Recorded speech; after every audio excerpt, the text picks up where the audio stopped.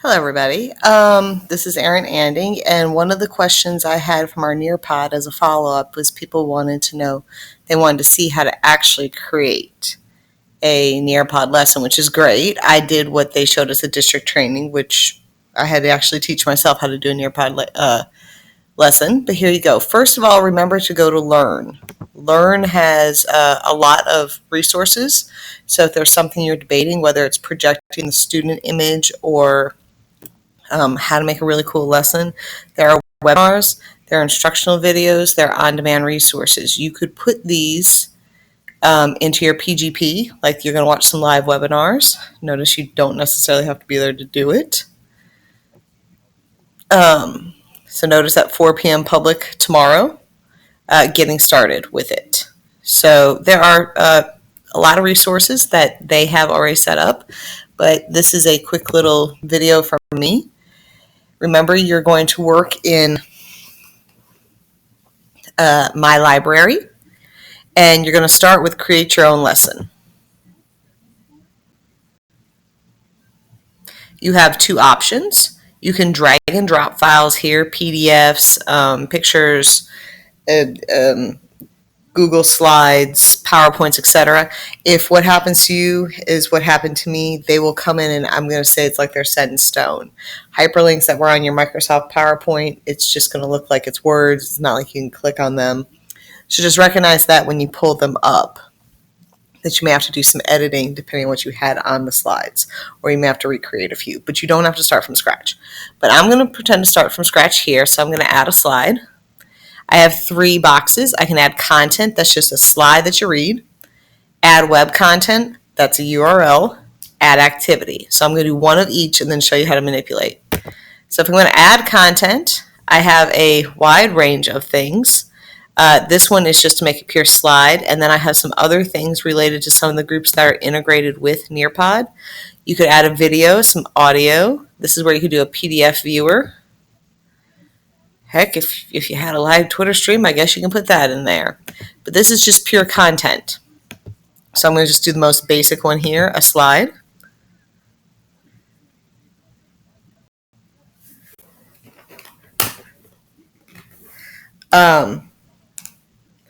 Over here, if I want to make a theme, once I apply that theme, it's going to go for everything that's in the potential slide deck, the lesson.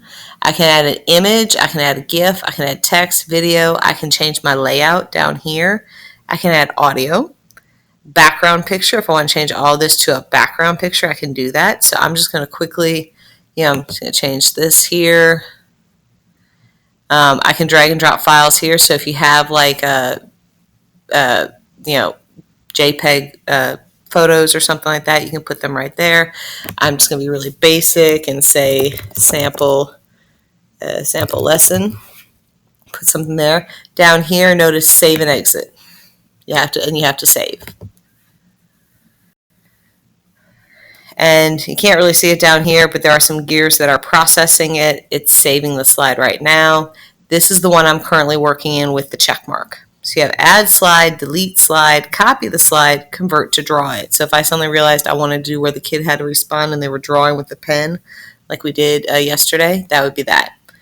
But I'm just going to, for right now, leave that one here. I'm going to add another slide. So now I'm going to add web content. This is totally just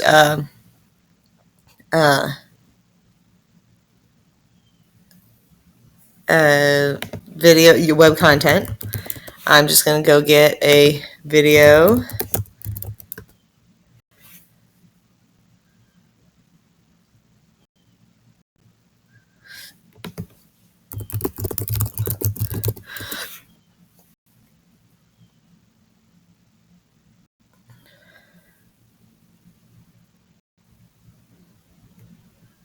Go grab it. What they're asking for is that URL. So you copy. Reading is vicarious experience. Paste. You can test the link if you want to. Save it. Stories about when I was a kid. I'll delete that audio.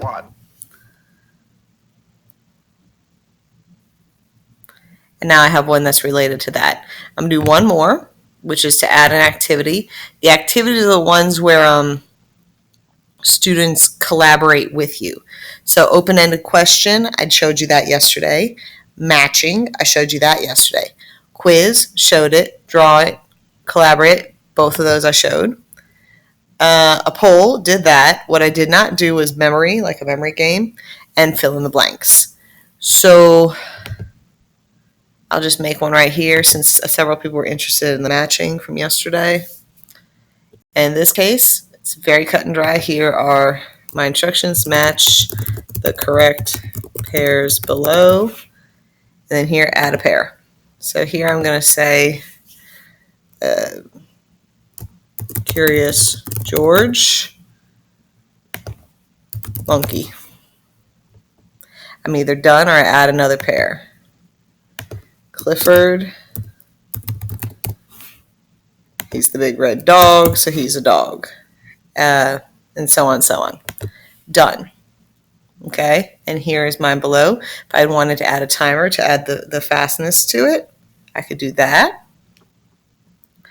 Over here, it would be a stop and I don't know if I can actually get on that there right now because of this part. Oh, I can preview it. I save. Now I have 3, one for each section. I can copy and delete. I can add. I can do whatever. I can also change the order of things. So if I want this one, just switch it over. Now the order has been adjusted.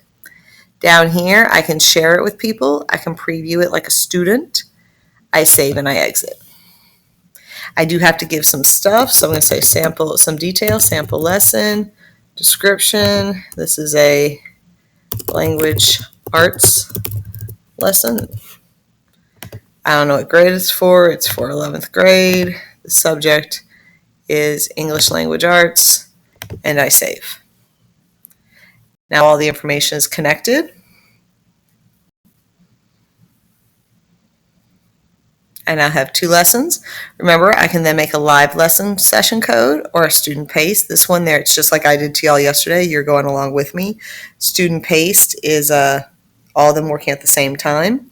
I can preview those. I can edit. If I edit and I have a session code in place already, remember that code is going to break because now you've adjusted what was being shown. So just recognize that. I can obviously duplicate the lesson if I just want to adapt it. There's only 1 or 2 things. So for those of you who are maybe going to use this for like a bell ringer, I would just duplicate and change the question. Very simple. Why reinvent the wheel? I can export it as a PDF. So if you need to give it as notes to someone, what are my reports related to it? I can share it. And in my situation, since I don't care about this one, I can delete it. Yep. And that is how you make a lesson in Nearpod in a nutshell. Thank you very much. If you have any questions, let me know or talk to Ms. Dalton, who's the backup site technology facilitator. Thank you. Bye-bye.